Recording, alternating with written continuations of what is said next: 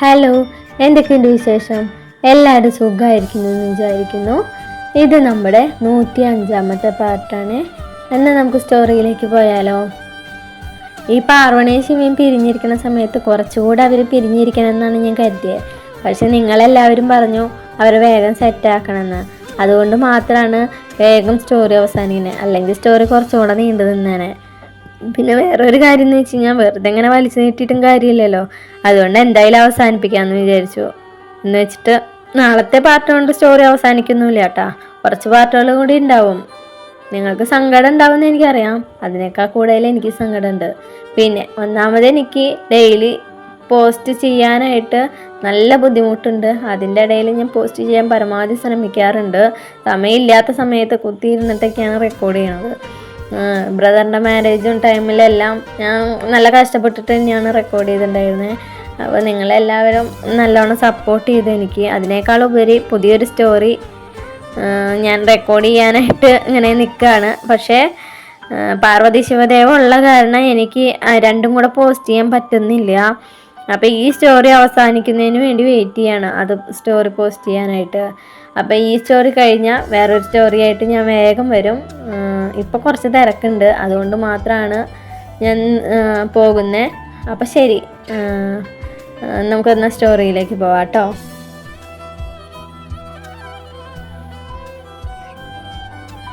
ഇന്നാണ് ഭദ്രയുടെയും അമ്മുവിൻ്റെയും വിവാഹം. രാവിലെ എല്ലാവരും റെഡിയാവുന്ന തിരക്കിലാണ്. പാർവണിയും ശിവാനിയും ചേർന്നാണ് അമ്മുവിനെ ഒരുക്കുന്നത്. വയലറ്റ് കളർ വിവാഹ സാരിയിൽ അമ്മുവിനെ കാണാൻ ഒരു മാലാഖ്യെ പോലെ ഉണ്ടായിരുന്നു. കുടുംബക്ഷേത്രത്തിൽ വെച്ചാണ് കെട്ട്. അമ്മു ഇരു കണ്ണുകൾ അടച്ച അമ്പലനടയിൽ നിന്നു. അവളുടെ തൊട്ടരികിലായി ഒരു പുഞ്ചിരിയോടെ ഭദ്രയെ നിൽക്കുന്നുണ്ട്. പൂജാരി താലി പൂജിച്ച് ഭദ്രയ്ക്ക് നേരെ കൊടുത്തു. എല്ലാവരുടെയും അനുഗ്രഹത്തോടെ ഭദ്ര അമ്മുവിന്റെ കഴുത്തിൽ താലി ചാർത്തി. കല്യാണത്തിന് ശേഷം അമ്പലത്തോട് ചേർന്നുള്ള മണ്ഡപത്തിൽ വെച്ചായിരുന്നു സദ്യ നടത്തിയിരുന്നത്. എല്ലാവരും ഫോട്ടോ എടുക്കുന്ന തിരക്കിലാണ്. ആ തിരക്കിന് ഇടയിലൂടെ അങ്ങോട്ടും ഇങ്ങോട്ടും നടക്കുന്ന രേവതിയെ ഒരുതിക്ക് നിൽക്കാൻ ദേവ ഒരുപാട് കഷ്ടപ്പെട്ടിരുന്നു. നിനക്കിത് 8ാം മാസമാണെന്ന് വല്ല വിചാരമുണ്ടോ ദേവു? നീ ഇങ്ങനെ നടക്കാതെ ഒരു ഭാഗത്ത് ഒതുങ്ങിയിരുന്നേ. എനിക്കൊരു കുഴപ്പമില്ല ദേവേട്ടാ. എപ്പോഴെങ്കിലും കിട്ടുന്ന ഒരു കല്യാണം അതെങ്കിലും ഞാനൊന്ന് ആസ്വദിച്ചോട്ടെ, അവൾ ദയനീയമായി പറഞ്ഞു. വാ, ഇനി നമുക്ക് എല്ലാവർക്കും കൂടെ ഒരു ഫോട്ടോ എടുക്കാം. ആരും എല്ലാവരെയും വലിച്ച് സ്റ്റേജിൽ കയറ്റി. എല്ലാവരും ഒരേ ഡിസൈനിലുള്ള വ്യത്യസ്ത സാരികളായിരുന്നു ഉടുത്തിരുന്നത്. അതുപോലെ നമ്മുടെ ആൺസാരികൾ ഒരേ മോഡലിലുള്ള വ്യത്യസ്ത കളർ കുർത്തയായിരുന്നു. ശിവയും പാർവണിയും ഒരു പിങ്ക് കളർ ഡ്രസ്സായിരുന്നു. അതേ കളറിലുള്ള ഒരു കുഞ്ഞുടുപ്പുമായി നെച്ചുമോക്ക്. ചില്ലി റെഡ് കളറായിരുന്നു രേവതിക്കും ദേവയ്ക്കും. റോസ് കളർ രശ്മിക്കും കണ്ണനും. പീക്കോക്ക് കളർ ശിവാനിക്കും അരുവനും. സ്മൈൽ പ്ലീസ്, ഫോട്ടോഗ്രാഫർ പറഞ്ഞത്. എല്ലാവരും കൂടെ പുഞ്ചിരിയോടെ ഫോട്ടോയ്ക്ക് പോസ് ചെയ്തു. അതിനിടയിൽ ശിവാനി എന്തോ പൊട്ടത്തരം പറഞ്ഞ എല്ലാവരും ഒരുമിച്ച് പൊട്ടിച്ചിരിച്ചു. എന്നാൽ അതേസമയം ഒരു പുഞ്ചിരിയോടെ സ്റ്റേജിലേക്ക് കയറി വരുന്ന ആളെ കണ്ട് പാർവണിയുടെ മുഖം മാത്രം മങ്ങി. വാഹി ചേച്ചി, ശിവാനി ഓടിച്ചെന്ന് അവളുടെ കയ്യിൽ പിടിച്ചു. ശിവയെ നോക്കിയപ്പോൾ അവനും ഒരു പുഞ്ചിരിയോടെ നിൽക്കുകയായിരുന്നു. മോളെ പാറു, നീ വേഗം ദേവുവിനെ കണ്ട് ഡ്രസ്സിംഗ് റൂമിലേക്ക് പൊക്കോ. കുഞ്ഞിന് പാല് കൊടുക്കാൻ സമയമായിട്ടുണ്ടാവും. അവളുടെ മുഖഭാവം മനസ്സിലായ പോലെ ദേവ പറഞ്ഞു. അവളൊന്ന് മൂളിക്കൊണ്ട് ദേവനോടൊപ്പം റൂമിലേക്ക് പോയി. ഒന്ന് തിരിഞ്ഞു നോക്കിയപ്പോൾ കണ്ടു സത്യയോട് ചിരിച്ച് സംസാരിക്കുന്ന ശിവയെ. റൂമിലെത്തിയതും ദേവ് ക്ഷീണത്തോടെ ബെഡിലേക്ക് കിടന്നു. തൊട്ടടുത്തുള്ള ചെയറിലിരുന്ന് പാർവണ കുഞ്ഞിന് പാല് കൊടുക്കാൻ തുടങ്ങി. മനസ്സിൽ വല്ലാത്ത പേടി വന്ന് നിറയുന്നുണ്ടായിരുന്നു. ചെയറിലിരുന്ന് അവൾ എപ്പോഴും ഉറങ്ങിപ്പോയിരുന്നു. കുറെ കഴിഞ്ഞ് ഡോറിൽ ആരോ തട്ടുന്നത് കേട്ട് കുഞ്ഞിനെ ബെഡിൽ കിടത്തി വന്ന് വാതിൽ തുറന്നു. അമ്മയായിരുന്നു അത്. നിങ്ങൾ രണ്ടുപേരും പോയി കഴിക്കാൻ നോക്ക്, അവർ എല്ലാവരും താഴെ വെയിറ്റ് ചെയ്യുന്നുണ്ട്. കുഞ്ഞ്, മോളെ ഞാൻ നോക്കാം, നിങ്ങൾ പോയി കഴിച്ചിട്ട് വാ. അത് പറഞ്ഞ അമ്മ ദേവുവിനെ വിളിച്ചുണർത്തി.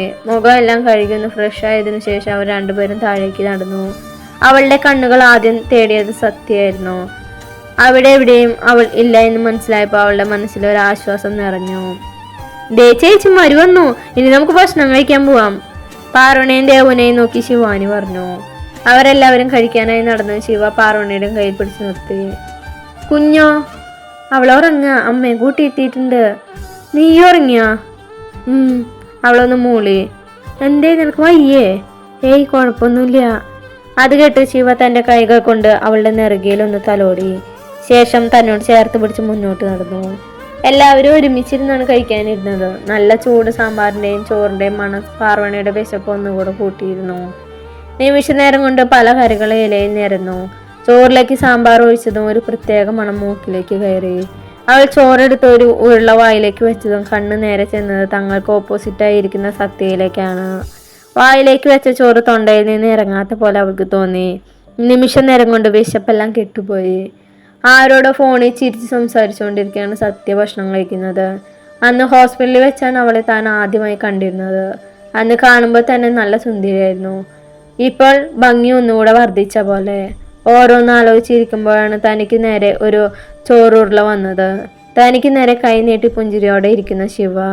അവൻ ആ ഉരുള അവളുടെ വായിലേക്ക് വെച്ചു കൊടുത്തു. മനസ്സും വയറും ഒരേപോലെ നിറഞ്ഞതായി പാർവണയ്ക്ക് തോന്നി. എന്താലോചിച്ചിരിക്കുക, കഴിക്കാൻ നോക്ക്, ശിവ പുഞ്ചിരിയോലെ പറഞ്ഞു. അപ്പോഴും പാർവണ അവനെ കണ്ണെടുക്കാതെ നോക്കിയിരിക്കുകയായിരുന്നു.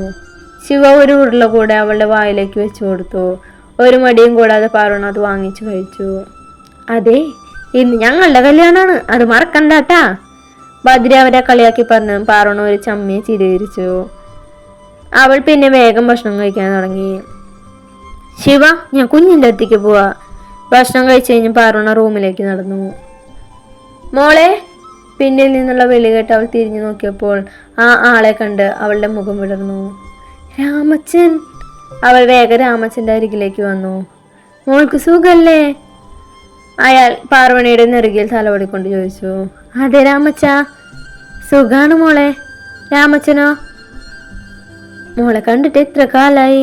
ഇവിടെ നിന്ന് പോകുന്നതിന് മുമ്പ് മോളെ ഒരു നോക്ക് കാണണമെന്നുണ്ടായിരുന്നു, പക്ഷെ പറ്റിയില്ല. അത് പറയുമ്പോൾ അയാളുടെ സ്വരം ഇടറിയിരുന്നു.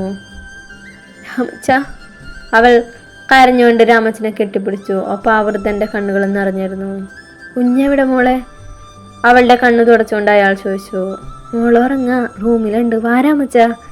അവർ രാമച്ചന്റെ കൈ പിടിച്ച് റൂമിലേക്ക് നടന്നു. കുഞ്ഞ് നല്ല ഉറക്കത്തിലാണ്. തൊട്ടരികിലായി അമ്മ ഇരിക്കുന്നുണ്ട്. അമ്മ കഴിച്ചിട്ടില്ലല്ലോ, പോയി കഴിച്ചോ? പാർവണ അത് പറഞ്ഞപ്പോൾ അമ്മ പുറത്തേക്ക് പോയി. രാമച്ചൻ കുഞ്ഞിന്റെ അരികിലായിരുന്നു. കുഞ്ഞിന്റെ നെറുകയിൽ തലോടി. മോൾക്ക് എന്താ പേരിട്ടെ?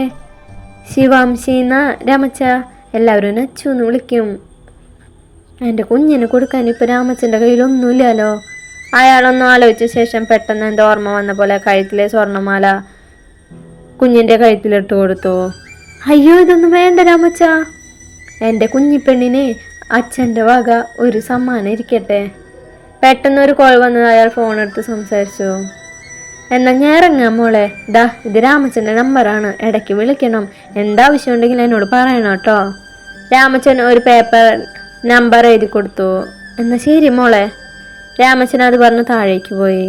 വൈകുന്നേരം ആയപ്പോഴേക്കും എല്ലാവരും നന്നായി ക്ഷീണിച്ചിരുന്നു. 2 ദിവസമായി നല്ല തിരക്കും ബഹളമൊക്കെ ആയതുകൊണ്ട് ശിവമോള് നല്ല വാശിയിലാണ്. ഭക്ഷണം കഴിച്ചു കഴിഞ്ഞ് പാർവണ വേഗം മുറിയിലേക്ക് പോയി. കുഞ്ഞിന് പാല് കൊടുത്ത് ഉറക്കിയ ശേഷം അവൾ ഫ്രഷ് ആവാനായി ബാത്റൂമിലേക്കും പോയി. ഫ്രഷായി ഇറങ്ങുമ്പോഴേക്കും ശിവ വന്നിരുന്നു. അവൻ കുഞ്ഞിനെ തന്റെ നെഞ്ചോട് ചേർത്ത് പിടിച്ച് നല്ല ഉറക്കത്തിലാണ്. പാർവണ ഒരു പുഞ്ചിരിയുടെ ലൈറ്റ് ഓഫ് ചെയ്ത് വന്ന് കിടന്നു. നല്ല ക്ഷീണമുള്ളതിനാൽ അവളും വേഗത്തിൽ ഉറങ്ങി. അപ്പോൾ നമ്മുടെ ഇന്നത്തെ പാട്ട് കഴിഞ്ഞു. നല്ലൊരു വീഡിയോ ആയിട്ട് നാളെ കാണാം. Bye, thank U.